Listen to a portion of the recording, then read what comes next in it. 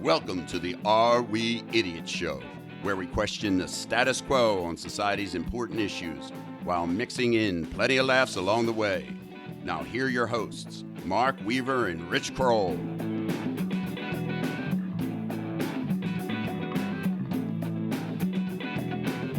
Hello again, everyone, and welcome to another edition of the Are We Idiots Show. We are your hosts, Mark Weaver and Richard Kroll. Good day to you. Top of the day, Mark. Always a pleasure. You know, I know you hate when I do the weather, but it's a very, very sunny day, beautiful day in Philadelphia area, although freezing cold. I don't hate. Hate's not the right word. I'm just trying to be a global show. So, but do you have any tips of the day or words of wisdom today, or are we just getting right into it? Yeah, folks, don't be afraid to work out or do your walk or your run outside in the cold weather. Now, you got to be warmed up, but apparently cold temperatures enable the body to burn more calories than they would in a room temperature or normal climate. That makes sense because it has to work harder to overcome the cold. Am I on the right track there? That's the right track, but I won't get into the biology of it. Okay. Well, we look forward to a great show today. We're going to talk a lot more about diet and exercise later in the show, and Rich is going to bequeath us with plenty of wisdom in those two areas. Bequeath? I think that's the right use of that word. But you can't spell it. No, I can't. I never can spell anything. I could just have a good vocabulary. But by the way, speaking of last week's show and exercise, I'm off to a good start. Just want to give you a little progress report. I'm averaging 3.6 miles a day on my walk so far in 2019. I was going to say, you look pretty good today. And I'm halfway through a book. That's even more. No way. That's even more amazing. That part I don't believe. And folks, for those of you who can't see Mark Weaver, he's wearing a 1970s turtleneck ascot. He looks like the courtship of Eddie's father. You look like an alpine skiing snob. I actually look pretty good today, if I don't mind my saying so. No, you do. All right, so on the show today, we're going to have our Idiot of the Week. I have some good nominees for Rich. I actually may light his fuse today with one of my idiots. Oh, boy. Then we're going to talk about diet and exercise. Rich has been chomping at the bit. No, that's a bad pun, I guess, if we're talking about diet. No offense. We're chopping at the bit to bestow his wisdom on diet and exercise, and we're going to hopefully give you some good takeaways on that. And then we're going to conclude the show, and along the same theme, I'm going to highlight a few things that most people think are good for you, but they really aren't. So, sound like a good plan, Richie? Great plan. All right, so one of the idiots you already know is coming, because I don't usually do this, and he doesn't do it for me, but I actually sent this out to a text group a few days ago because it made me laugh so hard. So he already knows one of the idiot nominees, and some of you out there may have seen this because it went viral. But nominee number one, Prowler spends 3 hours licking doorbell at a California home. So if you didn't see this, folks, it was pretty ubiquitous over the web a couple of days ago. But this family installed a new security system, and it had a camera on their outside of their home or apartment. And there was this gentleman, and I'll just read the story, but police are trying to track down a man who spent 3 hours licking a doorbell at a California home. I thought I'd seen it all, but this takes the cake, the neighbor said. And essentially, surveillance cameras caught Roberto Daniel Ororo in the act. The family's name was the Dungans, and they were not home at the time, but this is kind of scary, Rich. The children were there and sleeping inside the house. But this obviously deranged and/or, fetish guy was outside, caught licking the doorbell with their surveillance system, and he did it for 3 hours. And, the reality is that they got this guy because the images were so clear. He didn't technically do anything or harm anyone, but they are going to find him. They haven't found him yet. They know who he is, but they haven't actually located him yet. And he could face misdemeanor charges of petty theft and prowling. So what do you think? So I have two problems with this story. First, the obvious. Okay. Why would you even lick a doorbell for 3 seconds, let alone 3 hours. And you showed me the video. The guy like leaves and comes back. Like Yeah. he licks the doorbell and then he does. I heard he peed on the front lawn. Right, yeah. The video got him peeing on the And front then he lawn, comes too. back and licks the doorbell. It's like he's in some porn video, tonguing it with a woman or something weird. Not that you've ever seen those. I actually haven't seen anybody do that with a doorbell, but why? Like, why would someone? Like, he had to be on drugs. But there's a second part that's going under the radar. What's with the Dungans leaving their kids by the? What are Well, they? we don't know how old they were. I mean, maybe they were 15 or something like that. You can leave your kids when they're 14 or 15 years old. I mean, that's normal. Kids babysit when they're 14. Well, they years didn't give us the ages, so That's I true. thought, if these are 4, 5, and 6-year-olds. old. Well, you jumped to that conclusion. I did because of the way the article said they left the children. They didn't say teenagers at home. So You often do that. You jump to conclusions without any facts behind things. I often do that. That's what you're known for. All right, Rich. So the second nominee, which is a personal pet peeve that I have, and I may just light the Kroller fuse with this nominee. So my nominee, and you got to give me some time to get to give out the details behind it. My nominee, after a year of frustration, this past weekend's NFL referees, and I'll just highlight a 1-hour block of time that set me off. So there was 2 games. The Baltimore Ravens were playing the Chargers, and this was the first incident of the 2 egregious incidents. So the tailback for the Chargers gets a pass out in the flat. He catches it approximately on the half-yard line, and before the Baltimore defender can get to him, he rolls to break the plane of the end zone. At least we thought so. All the announcers thought so. Because it was a scoring play, they did a review, and they said that, no, he didn't break the plane. Now, if he didn't, it was by a matter of an inch that he didn't break the plane. And everyone agrees with this. When they go back and spot the ball, they spot the ball on the 1-yard line, not the 1-inch line where it would have been. So the announcers are saying, well, why is the ball spotted on the 1-yard line? Why isn't it spotted on the 1-inch line? Everyone agrees it was just a matter of an inch or so that he broke the plane. So that was my nominee number 1. The second one was in the Eagles game versus the Bears. There was this freak play where the Bears pass went down the middle. The Eagle defender kind of ripped the ball out as he was coming down after he had already taken 3 steps. It was deemed a fumble, but because the play, no one had recovered the ball and the ref kind of blew the whistle, it couldn't be a complete catch and fumble because the play didn't complete. And all the announcers, again, these are pro football players who are now color commentators. They don't know the rules. They've never heard this rule. And how are we as fans supposed to follow this game? So I probably just lit your fuse, but those are my nominees. NFL referees, and I hate referees of all sports generally. I have a bad admonition for them. But anyhow, what do you say? So this has been the worst year for referees in both college and the NFL that I've ever seen. I think a lot of it, their jobs have become way more tougher with all the rules and all the protecting of the players and celebrations and roughing the passer and instant replay. It's a way, I keep saying way like I'm a 15-year-old. It's way more of a way tougher job, but it's an extremely difficult job.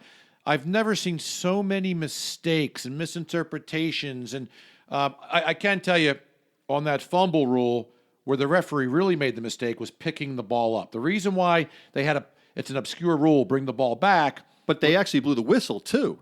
But the problem was if there's no clear recovery, so when the ref picks the ball up, then neither team can recover it anyway. So they made 2 mistakes on that. Right. And the other play you were talking about, I believe the ball was knocked out and Baltimore ran it back for a touchdown, which would have changed because San Diego or LA Chargers scored on the next play. That's a 14-point turnaround. So it even becomes more egregious when referees are impacting an outcome of a playoff game or any game. So listen, the guy licking the doorbell, maybe, I don't know, maybe he's onto something. I'm going to nominate the NFL referees because it's been a really bad year. And I have a healthy disrespect for all referees, as you know from when we were coaching together on basketball. I just don't like them. So maybe it's I have a problem with authority generally. Is that You do. You always have. I find authority always wins, right? Yes. I great. fight authority. Okay. Great voice. John Cougar Mellencamp. Does he go by Cougar Mellencamp anymore or what? No, it just goes by Mellencamp. All right. So let's transition now, Richie, to something that you wanted to talk about, and I think it makes sense as we get into January here, the new year. A lot of people get recommitted, as we talked about last show with New Year's resolutions and goals. Recommitted to a better diet and exercise. And I know you wanted to do a show on that. And maybe you'll be doing a lot more talking than me on this show, which is not the norm. Let me just read this for the listeners because we did a show on obesity. And obesity, of course, is related to diet and diseases. But I thought this was a good primer before you go into, we'll talk diet first and then we'll go Primer into or exercise. primer? I like primer. Okay. But this is from the United States Health and Human Services website, health.gov, and I think it's really compelling. And the title of the piece or the article is Nutrition and Health Are Closely Related. Over the past century, essential nutrient deficiencies have dramatically decreased. Many infectious diseases have been conquered, and the majority of U.S. population can now anticipate a long and productive life. That's the good news. However, as infectious diseases rates have dropped, the rates of non-communicable diseases, specifically chronic diet-related diseases, have risen due in part to change in lifestyle behaviors. A history of poor eating and physical activity patterns have had a cumulative effect and have contributed to significant nutrition and physical activity-related health challenges that now face the U.S. population. About half of all American adults, 117 million individuals, have one or more preventable chronic diseases, many of which are related to poor quality eating patterns and physical inactivity. These include cardiovascular disease, high blood pressure, type 2 diabetes, some cancers, and poor bone health. So if we're doing a show on diet and exercise, that paragraph pretty much encapsulates the real problem here. So we just dealt with it at a macro level. Let's deal with it at more of a micro level. So how would you like to start with, let's start with diet first. And where do you want to start? And then we'll take it from there, and then we'll So first of all, into exercise. You have to delineate between nutrition and diet, which is what you eat, dieting, which is basically programs to lose weight, and then exercise that ties into both for overall health. Absolutely. The changing landscape of our food is a huge problem, right? So, 1,000 years ago, 2,000 years ago, most people ate grains, vegetables, fruits. Meat was almost unheard of. Right. As the ages wore on and the population exploded beyond great organic healthy food, and I'll say great organic healthy food is mostly fruits and vegetables. Right. We entered the world of processed foods, fast food, and this is really where the problem began, let's call in the 60s with McDonald's and Burger King's, milkshakes and all that good stuff. So What's happened is, and then layer on top, two working parents, everybody's way busier. So they eat out more. They eat out a lot more. They don't have time to grow their own vegetables and all that stuff. Most people had gardens producing cucumbers, tomatoes, peppers, etc. So we live a fast-paced life, which led to a fast food-paced life, which is where most of these diseases now come from, whether it's obesity, type 2 diabetes, heart disease, plaque buildup, subcutaneous fat, on and on and on, or organ failure. And that's where, yes, we've avoided a lot of the communicable diseases, but we now have these internal health-related nutrition/diet-related diseases. And that's kind of, one of the premises of the show. And I would just add one more major tenet there that affected this: money.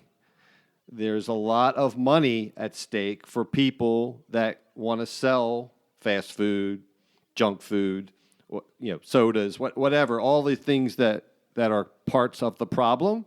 There's a lot of money at stake. And we talked on the obesity show back, if you want to go back, listeners, I think it was one of our first 4 or 5 shows. We talked about some of the corruption involved with the USDA food pyramid and some of those things. And unfortunately, lobbyists can influence government reports.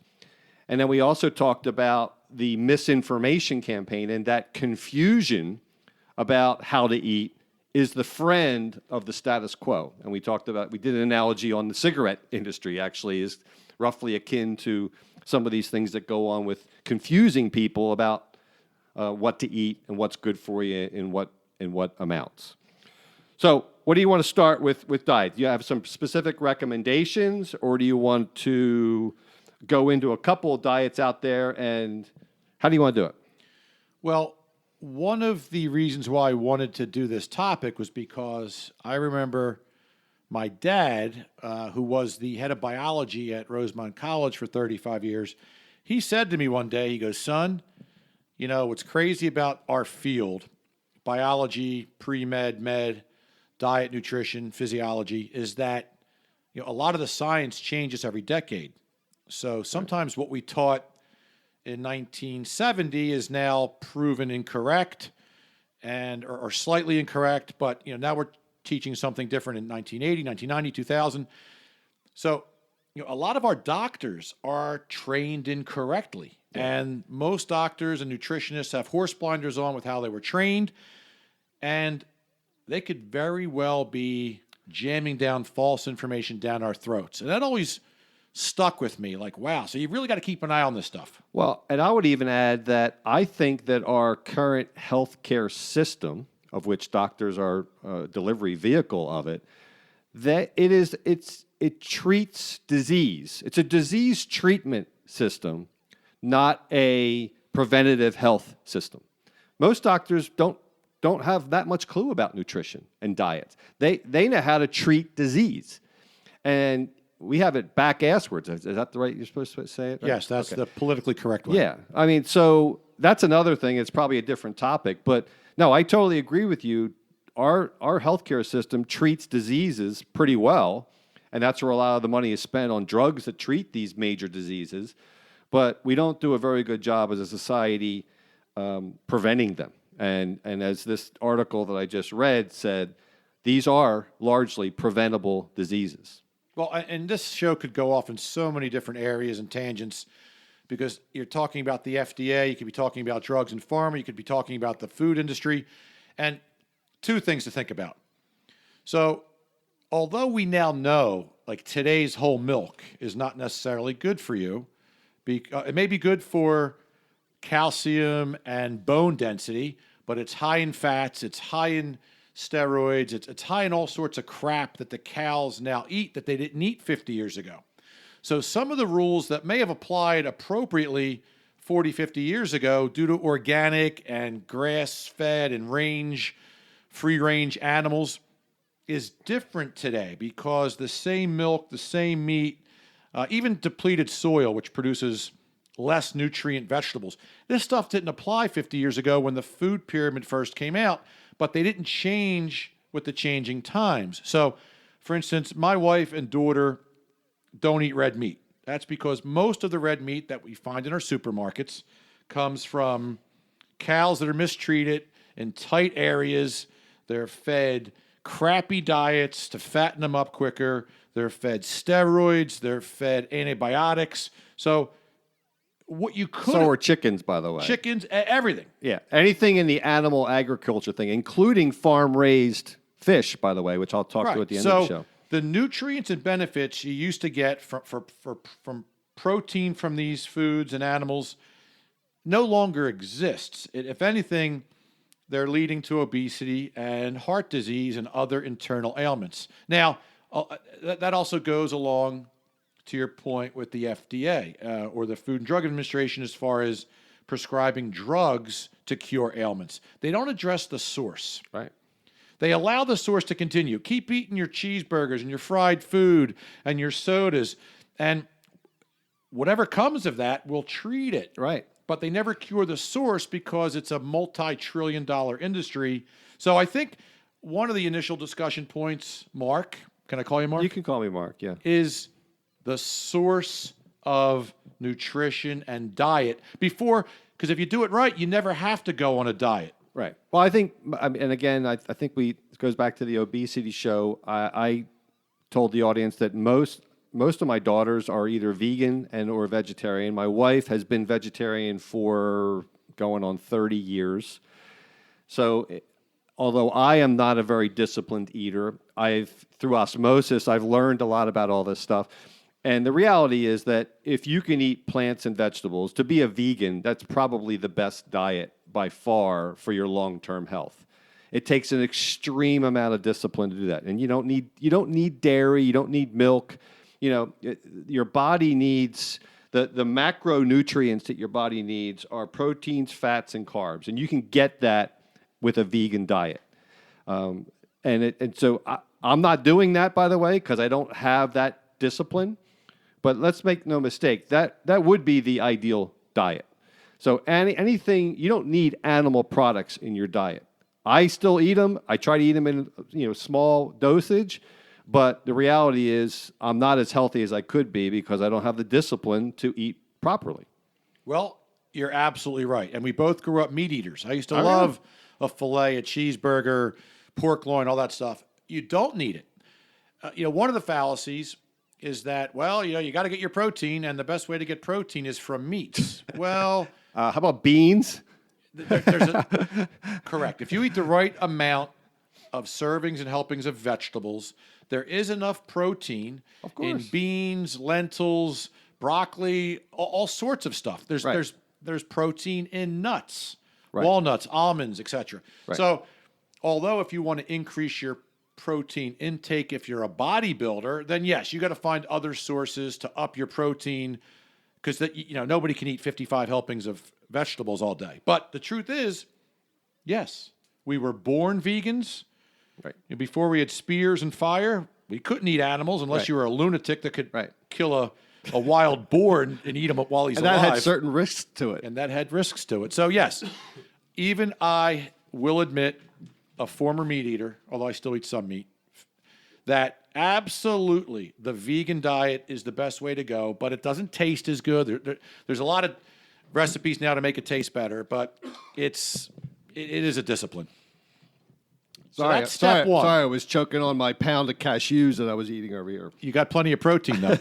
So the first step is, yes, if everyone in the world were to eat a vegan diet, there's a good chance 90% of all ailments, diseases, and problems and obesity would go away. However, that's unreasonable to expect.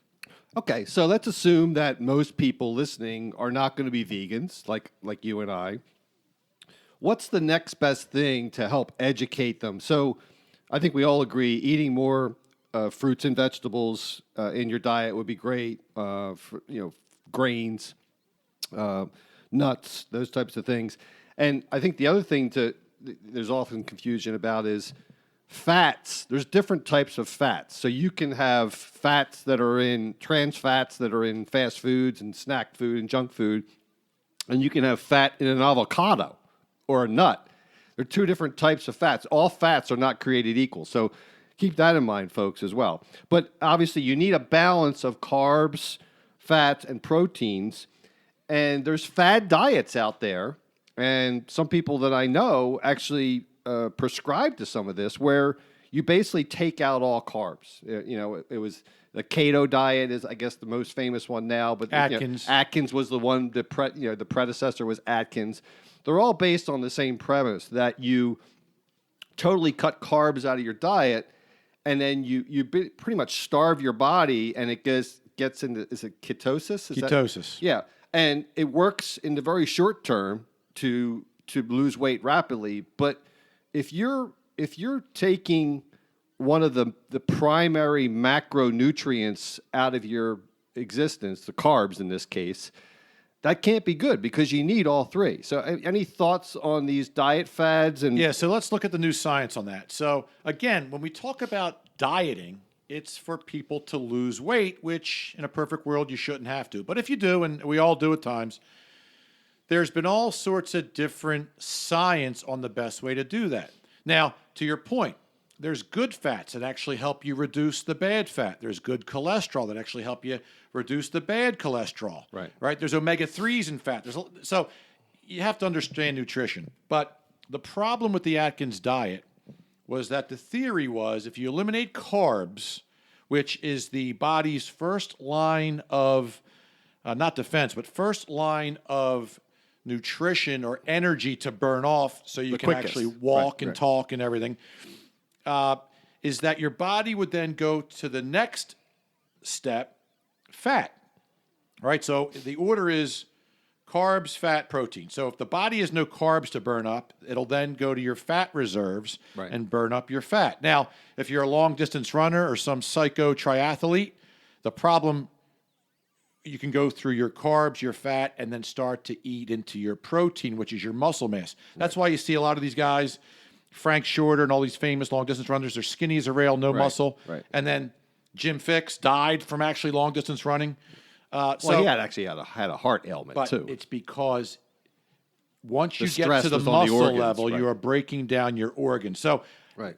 again, there's a lot of tangents we can go into. But here's the new science. So at one time, the Atkins diet was promoted as, cut out all carbs for 2 weeks. Right. Because it would take 10 to 14 days for your body to enter a state of ketosis, which would be there's no carbs left and you start eating up your fat.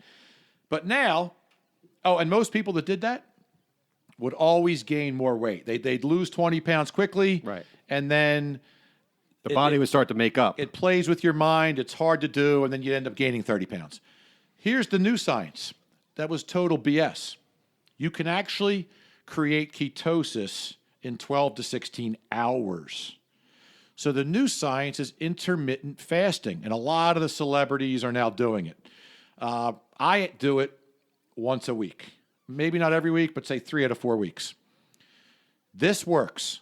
Basically, what you're doing is you're either getting all your eating within an 8-hour period and eating nothing in the next 16-hour period. If you really want to step it up a bit, you go a whole day without eating. You can have a cup of black coffee, plenty of water, and it's not that hard for somebody with a little bit of willpower. They're proving now that ketosis kicks in just 12 to 16 hours. So you can create, call it intervals of ketosis every week without having to starve your brain that gets addicted to these things, and you have the same effect. Right. The That other makes sense. science, the benefit of this intermittent mini ketosis is that they've proven starving your cells is a positive thing, not a negative thing. Like, ooh, your cells must not be getting nutrition, so that's bad. No. Cells are able to repair themselves when they're not dealing with processing food and fats and carbs. Right. They actually get a chance to start over again, and they release chemicals that help your memory and help suppress Alzheimer's and Parkinson's and all sorts of things. So now they're saying, wow, it's not just a diet, it's a better way of life that preserves the health of your cells and your internal organs. Plus, it creates a culture of discipline that a lot of people could use in other areas of their life. If you can learn discipline. We talked about that last week with the goals. All right, so before we move on to exercise, do you have any particular personal stories about people? You said last week you had people that you've helped with dieting. Anything you want to share with the listeners that might be relevant? Yeah, you got to first analyze, we talked about planning, right? And setting goals, long-term and short-term. Listen, first of all, you got to figure out what your situation is. Are you a huge obese mess? Where you got to lose 200 pounds? That's fine, but how did you get there? Now, if you got there because you have a pituitary issue or some glandular problem, hey, look, I feel bad for you. That's not your fault. That's a different issue.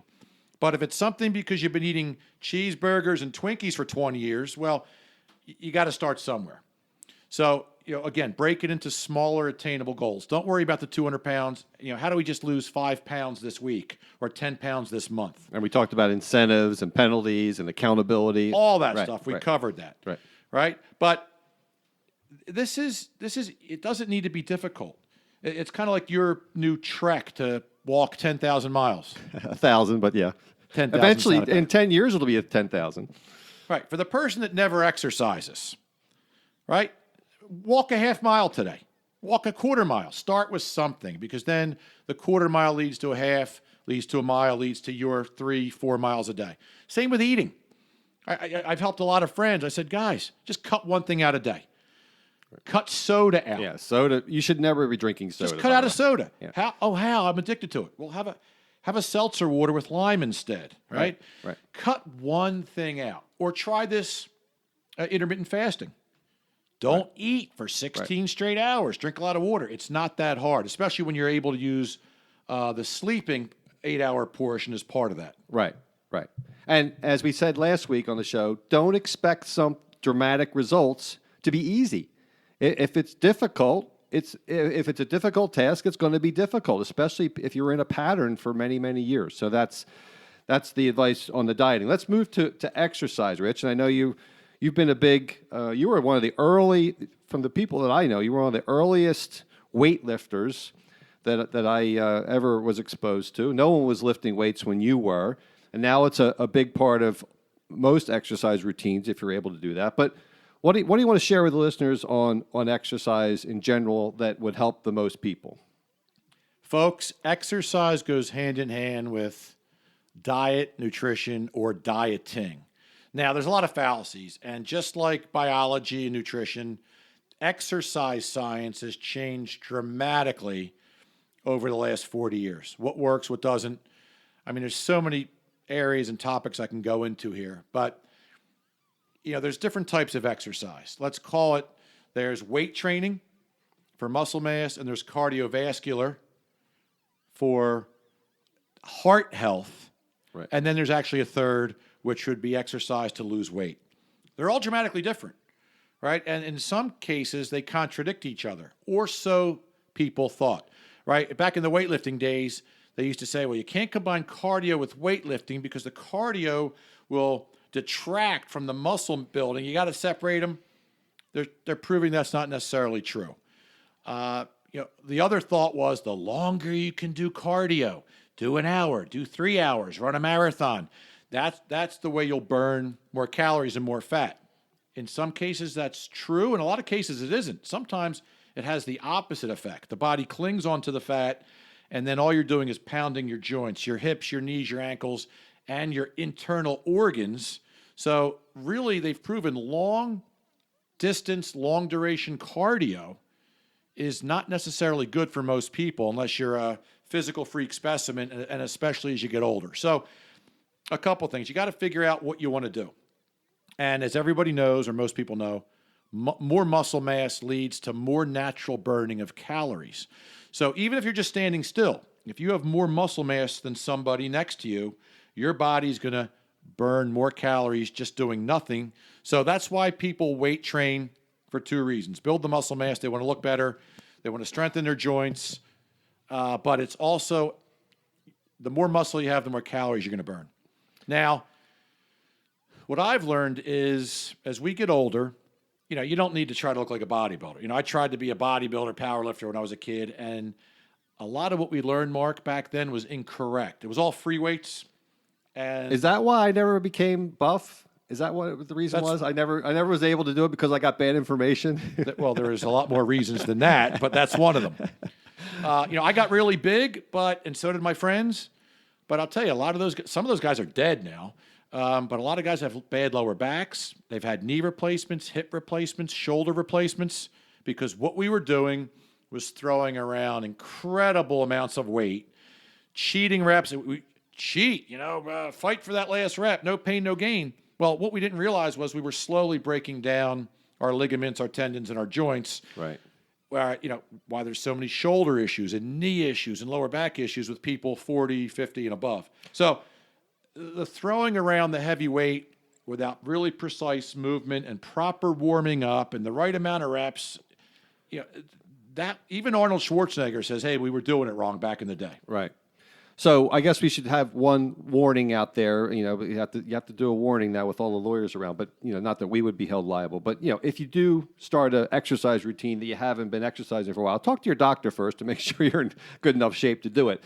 But I guess my philosophy on this is, I think if you're going to do anything that becomes a lifestyle, an exercise routine that becomes part of your life, so you can do it consistently, you have to enjoy it at some level. I mean, it can't be a drudgery, because you'll never continue. So just like volunteering your time, we chose to volunteer our time coaching because we love basketball, and that kept us going because we loved the content. If you dread something, you're not going to continue doing it. It's just not human nature. So find a source of exercise or a type of exercise that you actually enjoy. And I don't have a lot of experience beyond walking now, because that's what I've been doing for 5 years. But what other types of exercises could people try that they wouldn't even think of? Well, you raise a good point about liking it. Now, you don't need necessarily free weights and machines to build muscle mass. You can do body resistance. And the old fallacy was, you can't get big and strong by doing push-ups and sit-ups and weightless squats and lunges. Well, you actually can. When I wanted to join a gym in high school, by the way, Homer told me to go out and do push-ups on a cinder block. He was right. Homer was decades ahead of his time. Free. So listen, I often, when I don't have time, I'll just knock out push-ups, sit-ups, and lunges in my house. And there's a million other things you just jumping jacks, right? I mean, is that? Couldn't you do jumping jacks? I mean, jumping jacks would burn calories versus sitting still. If it's 100, if it's 100 degrees out or 20 below zero, there's all sorts of stuff. So I would say, most people don't want to do something that hurts or is stressful or takes mental focus. But listen, push-ups, sit-ups, lunges, there's all sorts of stuff you can do at home. You could even do triceps by putting both your hands behind you on the edge of a chair and putting your feet up on another chair and doing dips. I mean, there's a million things you can do. There's plenty of books and websites and things that can show you how to do home workouts for building muscle. But there's gyms. I mean, I belong to Planet Fitness around the block. It's $10 a month. $10 a month. The problem is most people don't go to gyms. They buy the memberships and they don't actually go. And it's it comes back to the discipline issue that we talked about last week. Well, they're making these places less intimidating. So back when I was lifting, at Olympus Gym in Havertown, it was idiot central. I mean, every bodybuilder, power lifter, boxer, wrestler, brawler was in there, and it was intimidating. Guys, if a skinny guy like me came in there, I'd be laughed out of the gym. Laughed, chewed up, and spit right out the front door. Right? So a normal person would never go to that gym, but that's the only type of public gyms that are available. Now, a place like Planet Fitness, you got everything from teenagers to 100-year-olds to skinny people to people look like they're going to die in an hour, and they're all working out. And they make it comfortable, so it's not a... they have a no meathead rule. So, listen, it's not that big a deal anymore to go to the gym, and it's inexpensive. So, what's the biggest barrier to people exercising in your mind? It's excuses. Excuses. It's time consuming, and there is a little bit of pain. Right? Everybody wants to be comfortable 24/7. Well, when you do the right workout, there's going to be muscle burn. You're going to release lactic acid. It's a little painful. It goes away. And maybe when you start out, you're going to be sore.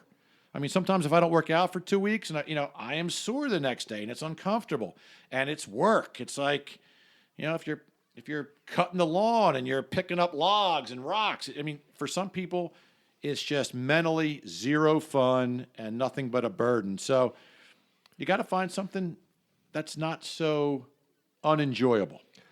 Okay, so final thoughts on both diet and exercise. As we tape this, we're at the beginning part of January, and a lot of people are thinking about this. My final thought would be, hey, don't expect it to be easy. You've probably been in habits for a long period of time, maybe years, where you've eaten a certain way. You may have not had the proper information growing up about how to eat and nutrition. But there's lots of information out there. Just go on your phone, on the internet. There's lots of places you can read about the right way to eat. And don't expect it to be easy to change your habits. Same thing with exercise. Start small, like Rich says, and start doing something and do it consistently. What are your final thoughts, Richie, before As we move get older, there's also new science on exercise. So you don't need to be in. That's the other thing I think, Mark, why people don't do it. They think they have to be in there for an hour and a half, 2 hours. Some of my workouts now are 25 to 30 minutes, and I'm getting just as much benefit as I did 30 years ago, where you can do high impact, high interval cross training, where you're going hard for 30 to 60 seconds on a piece of cardio equipment, and then you're walking over to a piece of weight training equipment, and you're doing 30 reps, and you're going back and forth, and you get an incredible burn, and it turns out that's the best way to actually lose fat and gain muscle at the same time, when science from a couple decades ago said you couldn't combine the two in the same workout. So guys, Start girls, somewhere. Start somewhere. Right. This isn't as hard as it needs to be. Do 15 minutes, do 20 minutes, do something. So I guess it's just do it. Just do it. Some sportswear company had a slogan like that. All right, so we got to move quickly because we went a little long there, but I'll just highlight 5 things that if you're not paying attention, you might think are healthy for you. And Rich, feel free to jump in and comment that you shouldn't be eating. So number 1, fruit juices or orange juice. A lot of people think, well, orange juice is oranges. It's got to be good, right? Well, most orange juices have more sugar in it than a soda. So, and a lot of these other fruit juices are the same thing. Salad dressings. A lot of people think, well, if I eat a salad and I put some dressing on it, it's really healthy. You could have more sugars and fats in salad dressing if you're not careful which one if you have oil and vinegar, that's a different story. But salad dressings, don't do it, baby. Don't do it. Fish, we talked about earlier, fish that's not wild caught. These farm-raised fish are just as bad as processed, farm-raised chickens and the beef that Rich talked about. Don't avoid that. There's some really bad stuff going on that they feed these farm-raised fish. Granola. A lot of people, and I'll be the first to admit, I used to think granola is great. It's a healthy grain. It's loaded with sugar. And by the way, sugar is not good for you, folks. Just if you haven't figured that out, no kinds of sugar are good for you. And then the last one is artificial sweeteners. And people think that some of these artificial sweeteners are better than real sugar. Your body breaks down sugar, all types of sugars and sweeteners, the same way. So it's all bad for you, and you shouldn't be doing that. I guess just don't do it. Yeah. One big one you forgot. Well, there's a lot of them. I just only put 5 here's for a time. big one for you too, and Okay. I'm surprised you didn't mention it. Bread. Yeah. Well, soft pretzels. There was a time where I thought, hey, you know what? I'm going to be healthy and have a soft pretzel. Yeah. Well, it turns out now that eating one soft pretzel is the equivalent of what it does to your body of eating like 3 teaspoons of sugar. Oh, and one other point I forgot, really important. Almost everybody thinks you're supposed to eat something before you work out.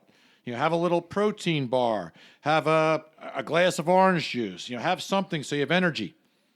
They've now proven that eating anything before a workout spikes your insulin level to a point which prevents fat loss.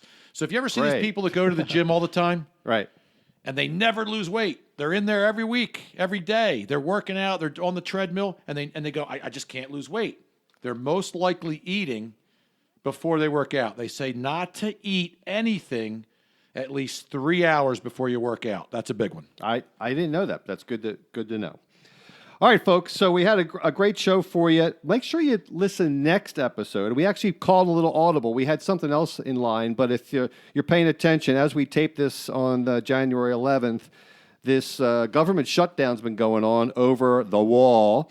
And we're going to talk next week about all the ramifications of the wall and how it relates to immigration. I should have nominated both the Democrats and the Republicans this week for Idiots of the Week, but they certainly could have qualified. But what do you think about that, Richie? We're going to talk about the wall next episode. That's going to be interesting. Love that topic. And there's a lot of venom on both sides of this. But the wall in all its glory, next episode. So as always, please remember, if what you see or hear sounds idiotic, then we're just the guys to help you sort it out. See y'all next episode. Take care. Thank you for listening. Please download, subscribe, Share and review on Apple Podcast, Spotify, Stitcher, Google Play, and also our website.